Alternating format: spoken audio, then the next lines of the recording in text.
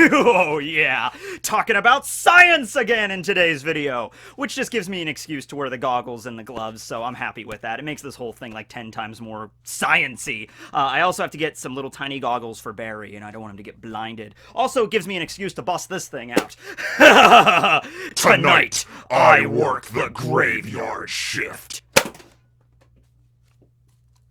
Okay then, so, talking about the SSG today. What is the SSG? Well, it stands for the Special Science Group. Keep in mind, science is one of those words that just has a constant exclamation point after it. You know, yeah, I'm sure you all know that already. You go into, high school science class, like chemistry or biology, and your teacher is like, okay class, welcome to science class! Today in science class, we're gonna learn about, I don't know, how to make hydrochloric acid. I don't know, did you do that in high school? Actually, no, we did do that in high school. Thinking back to it now, I had an interesting chemistry teacher. Okay, no, all right. So, we all know that Dr. Vegapunk, he works for the world government, and he has been working for them for a number of years now, developing weapons such as the pacifistas.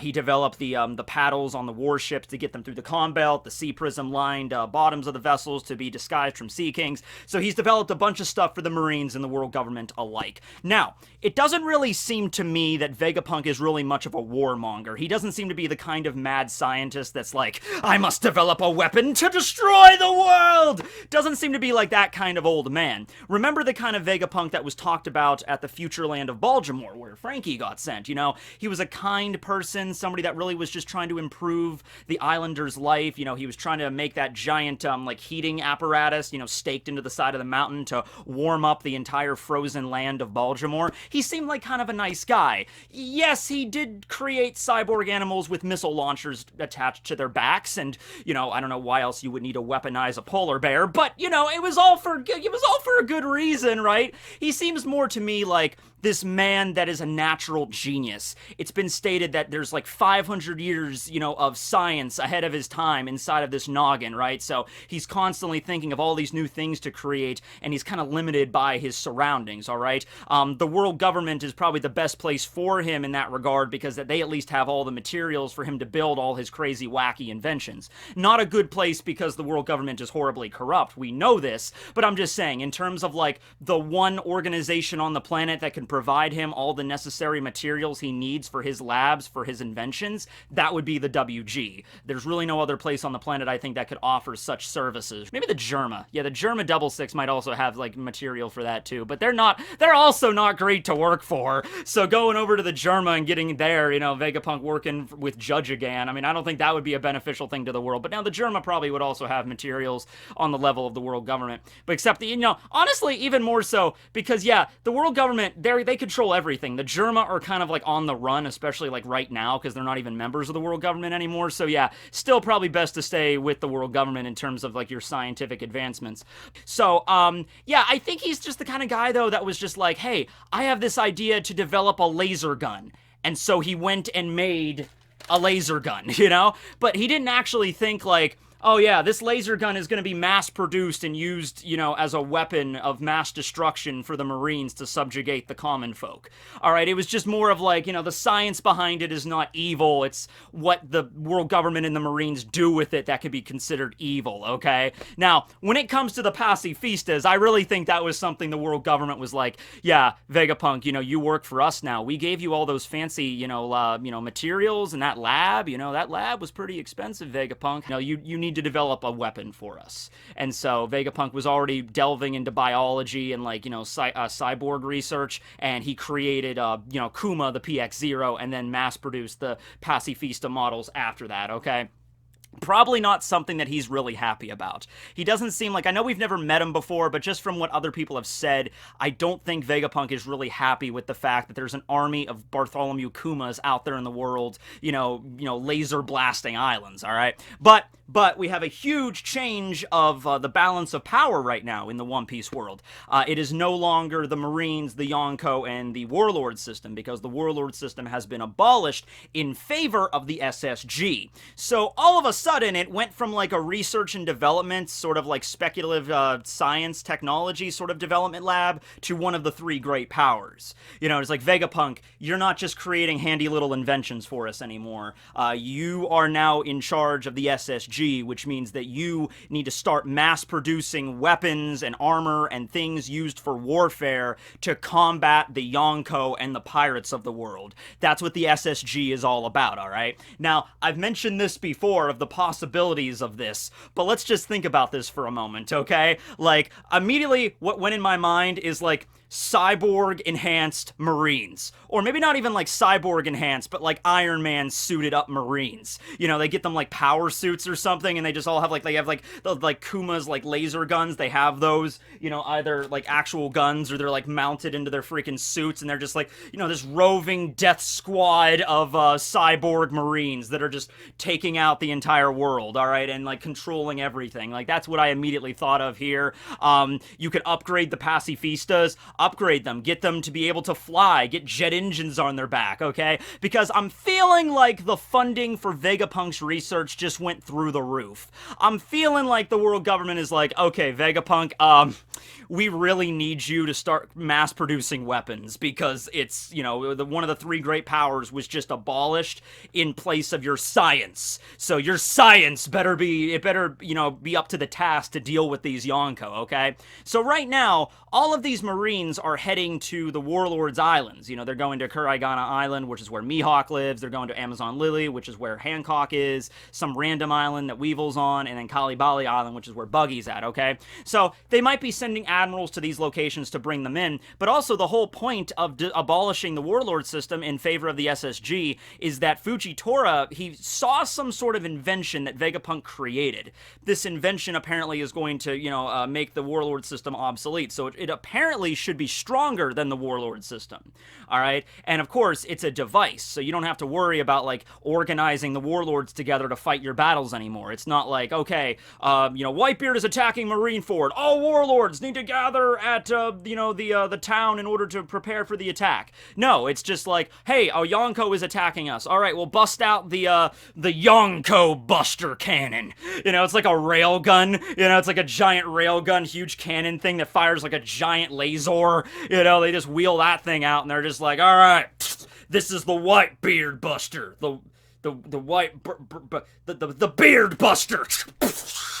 You know, like something like that, along those lines they're probably developing. I was also throwing out the idea of some kind of atom bomb, which, alright, let's be 100% here. The world government would not be against an atom bomb, alright? That would actually be their wet dream, you know? A device that could annihilate an entire island, something that only the ancient weapon Pluton was capable of. That's the reason why Pluton is so dangerous. That's what Crocodile wanted it for. He's just like, this is apparently a giant battleship that is so strong, it's so much firepower, it can just obliterate an island with a single shot, alright? So if Vegapunk could develop an A-bomb or an H-bomb or something equivalent to how much damage it could do in our world, like the Tsar Bomba or something that Vegapunk could create, then it would have the same basic effect. You know, you just, yeah, I don't know, you take one, like, Pacifista number 9, come over here, take, like, the Fat Boy or, you know, whatever, and shove it inside of Fat Man, and, like, shove it inside of Kuma, and then just, like, send him into an island and just, like, push the switch and just boom.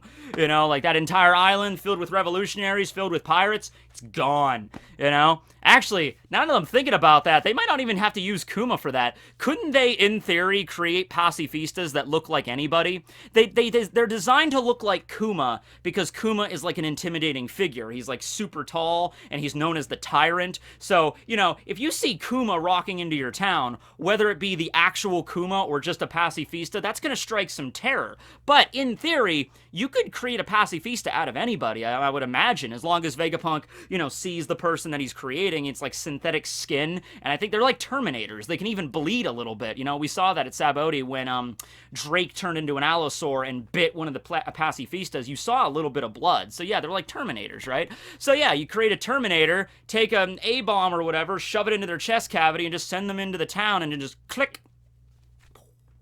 So, yeah, that would be very damaging, or, you know, create some sort of flying device. I think this might be actually, if there was ever going to be a moment in One Piece where flying machines were going to be mass-produced by the world government, this would be the time. I feel like Vegapunk could have definitely created something like that. Like, it doesn't seem to be like he's creating cyborgs that fire lasers. And, you know, he's done all this devil fruit research. He could create cyborg animals, but he can't create a flying machine. You know, I think he could have. I just think it's the world government that was like, we don't want any flying machines, okay? Because imagine this. Imagine if Vegapunk mass produces some dirigibles or some fighter jets or whatever, like some stealth bombers or something.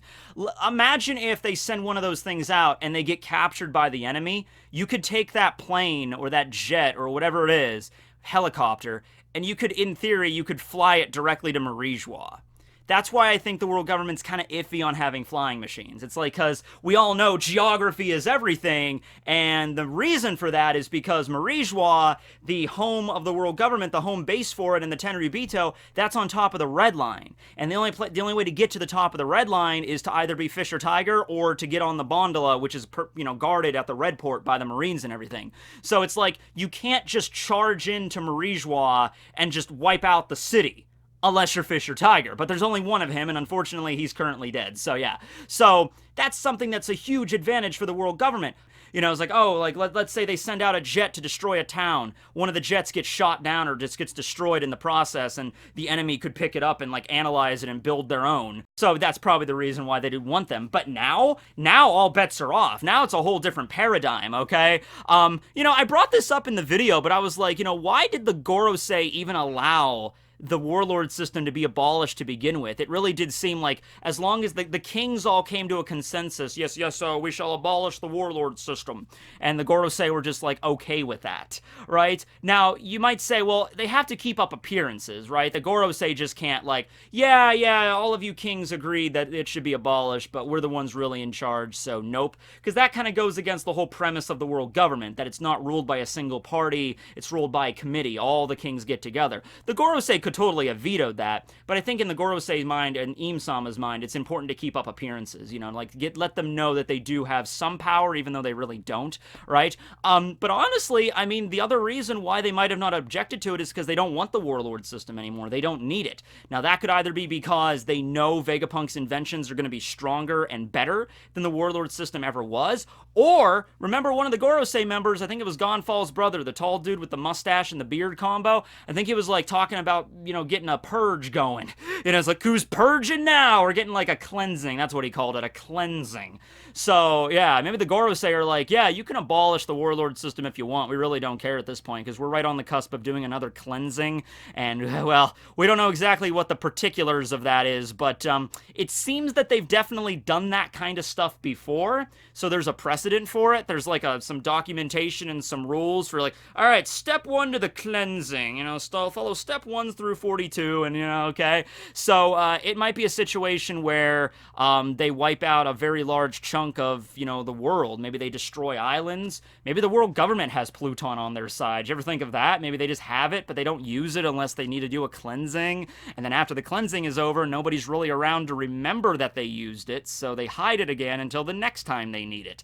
All right? It just seems like, you know, the world government, with all their resources and all their information networks, they should definitely have possession of at least one of the ancient weapons, you'd figure. Or they might have possession of the last road poneglyph, considering their network, right? I just find it hard to believe that all this stuff could remain hidden, okay? But then again, like with Vegapunk, his weapons might even be able to outclass Pluton.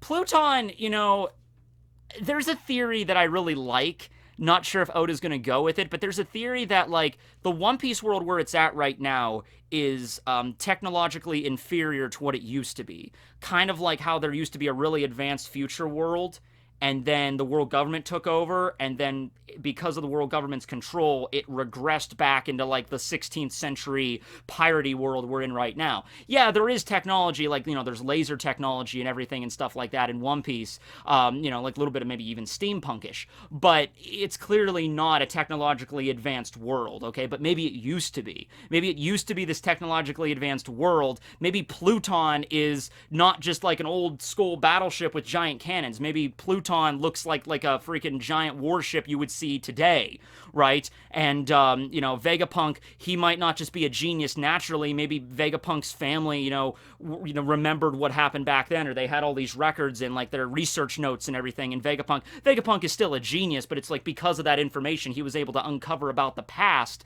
which is really the future, that he was able to develop all this stuff right now that nobody else knows how to do, right? And every now and then you get a guy like Frankie that figured out how to rebuild his body and then power it on soda. Every now and then you get somebody like that. I kind of want to see Frankie and Vegapunk team up, okay? He's like, he's like, what? You figured out how to power your body with cola? That's madness! And Frankie's like, yeah, there's nothing crazy about it, Vegapunk. It's just super energy source. And then he just looks at the cola and he starts, Frankie, this isn't regular cola. This is like the equivalent of yellow cake uranium you have powering yourself. He's like, yeah, well, whatever. It's super to me. Glug, glug, glug. So I would like to see Vegapunk and Frankie team up. I think they'd be a good team there, right?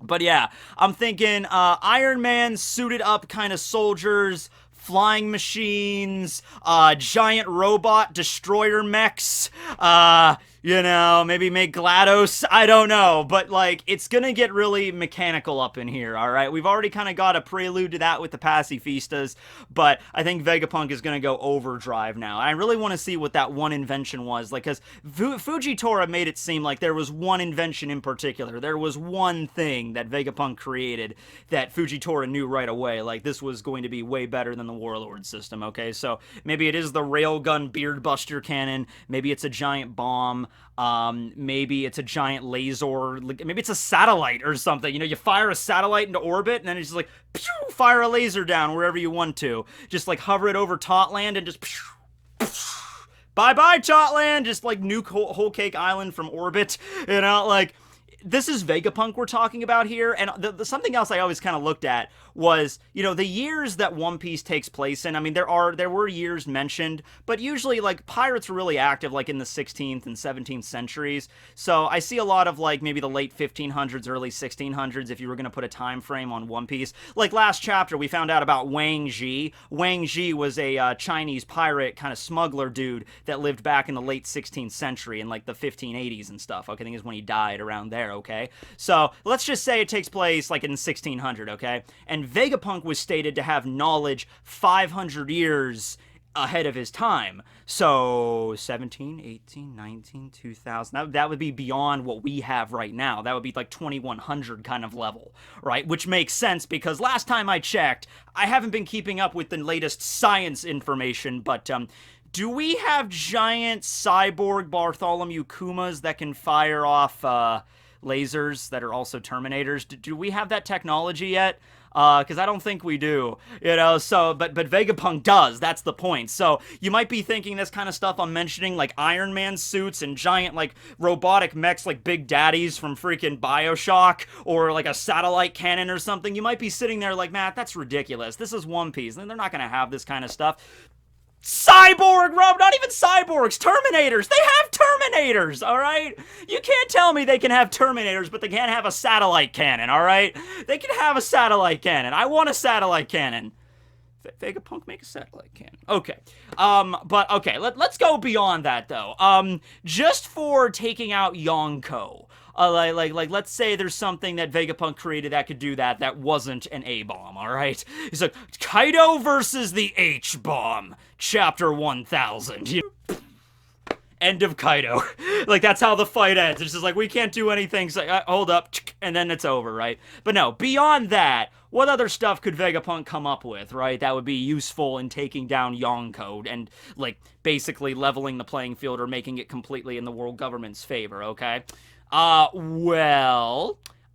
You could make, here's something interesting. What about cryostasis? What about freezing? We saw Lindbergh. Lindbergh has a jetpack and a freeze gun. So, what if you have some kind of like from Rick and Morty, that one episode where they come in with the freeze guns and they just like freeze like, the Jerrys and everything. Just like, oh no, Kaido's coming after us. Initiate the cryo gun. And then it's just like, all right, he's frozen. He's not dead. We didn't blow him up with a satellite cannon, and we didn't nuke him, but he's frozen. Can't move. So we can just throw him in a giant freezer for the rest of life, and then we'll be alright.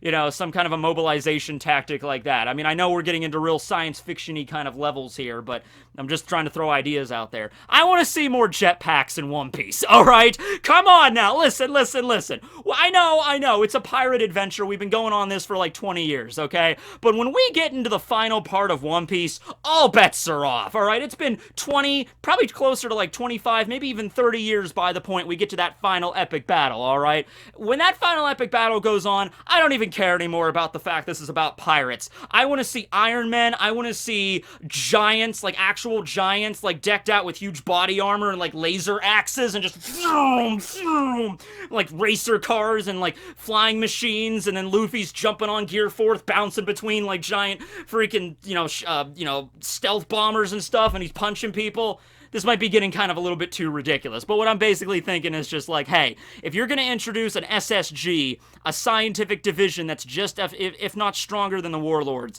this is the kind of stuff I want to be seeing coming out of that. I don't want to see just like, all right, we redesigned the pacifistas a little bit, and now they all have like, they have 2 laser cannons, one that fires lasers and this other one is blue.